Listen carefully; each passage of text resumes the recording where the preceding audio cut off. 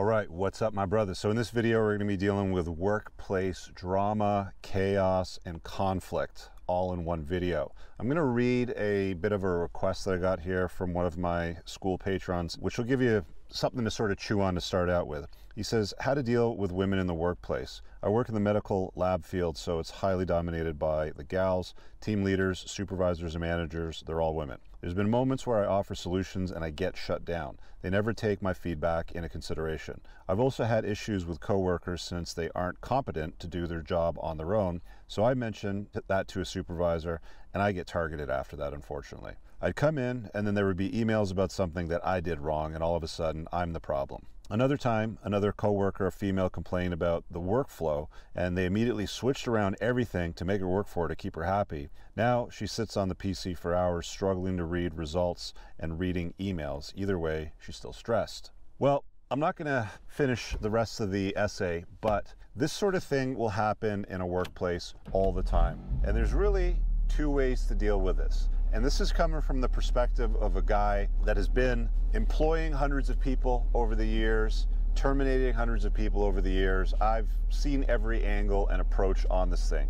The problem with a lot of workspaces today is, and it's not just for guys like this or men or women or anything like that. I've seen it. I have friends of mine that are licensed doctors that run medical clinics. I have friends that are in the accounting field, in the finance field, financial instruments, realtors. It doesn't matter. There's always something like this going on, some version of this story, and guys get stumped on it. Like, how do I get this to work better? I know that men are natural problem solvers. I am anyway, but we like to look at stuff that doesn't work and figure out how to make it go better. I like tweaking with cars, that's my thing. But in workplaces, you get the idea. So how do you get this thing working? How do you get this mechanism operating correctly? How do I remedy this so that everybody gets along, Rich? And there's a chapter in my book, The Unplugged Alpha, where I talked about people getting hired for the resume, but getting fired because of fit. So that's going to bring me to the points that I wanted to address here with this. You might be at the point where termination is inevitable, not because of your inability to do the job, but because of your inability to fit in to that work environment. And these ladies are making it difficult for you because you're just not part of the club. You know, Homo sapiens humans, we operate in a gang sort of mindset, a gang mentality. It's always been us versus them, right? Those things will never change. Despite, it doesn't matter how much globalist, inclusivity, progressiveness they want to cram down everybody's throat. Let's be more embracing of whatever it happens to be, gender, race, or any broad blending of any of those things. We're always going to operate in an us versus them environment. And if you're one dude amongst a department of 10 or 12 or 20 women, you're always going to run into problems. You're always going to be outnumbered. And in situations like that, you have two choices. You're either going to get kicked out at some point because of fit, or you surrender. Sun is hot, water is wet, you just accept things for what they are. I go out in the middle of the summertime without a hat on, I'm going to get a pretty bad sunburn on my head. It's fall right now and much cooler, but you get the idea. When you accept things for what they are, you stop struggling with them. You stop fighting them.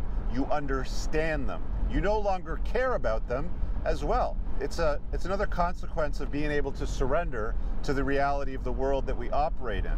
I talk about this concept quite often with a lot of the guys amongst my coaching programs, and if you understand this fundamental basic of human nature and how we're designed to operate and what we really are, you will get far, far better results. You'll be far, far happier, my friends. You won't be fighting things all the time, wondering, why is it that, you know, these women, you know, they don't understand me? Why is it I always got to fight it? Why is it that I don't get things done the way that I think is more efficient? Maybe you're absolutely right. Maybe your way is better. Maybe your way is more efficient. Maybe you do have the solution, which brings me to the next thing, because it's either getting lost because of fit, you either get thrown out or you leave on your own, or you surrender to it. This is why I am adamant, ladies and gentlemen, today, at this point, that one of the best ways to structure a life business-wise is to become an entrepreneur. I guarantee there's something within that medical evaluation field that you're looking at right now. Like, as an example, you're looking at the mechanics of the way that things are working, the dynamics between your peers, the way things should be handled, what may be prioritized, what the workflow might be. And at the end of the day, you seem to have some pretty good ideas about it, but because it's us versus them, and they aren't willing to listen to you or adopt or remedy any of the structures or way things are operating, you're never going to get what you want. You're always going to be disappointed. So why not take that as an opportunity to take a good look around in that industry?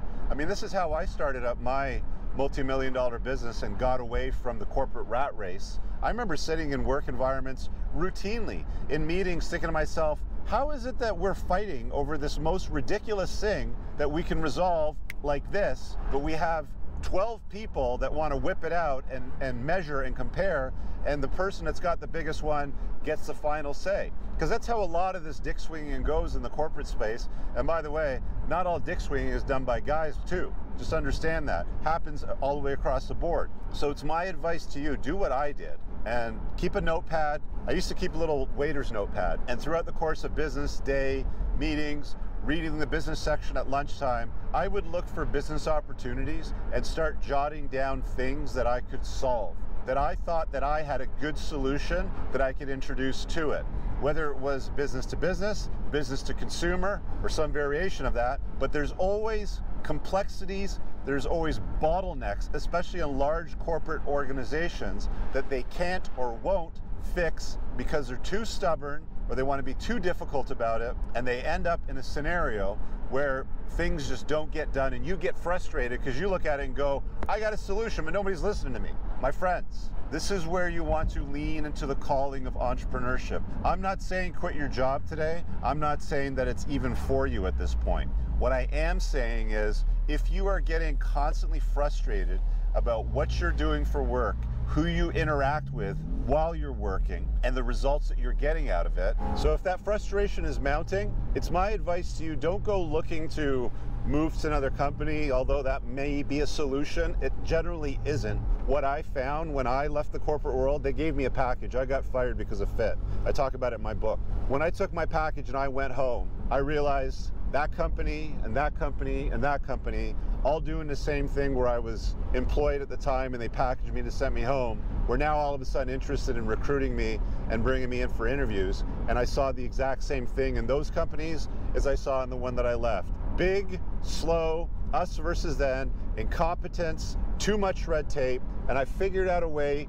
to start up my own business and solve problems and make money out of it. That's where the honey is. That's where the magic happens, my friends. Not trying to resolve conflicts like this with a bunch of gals in your workspace that you're never going to.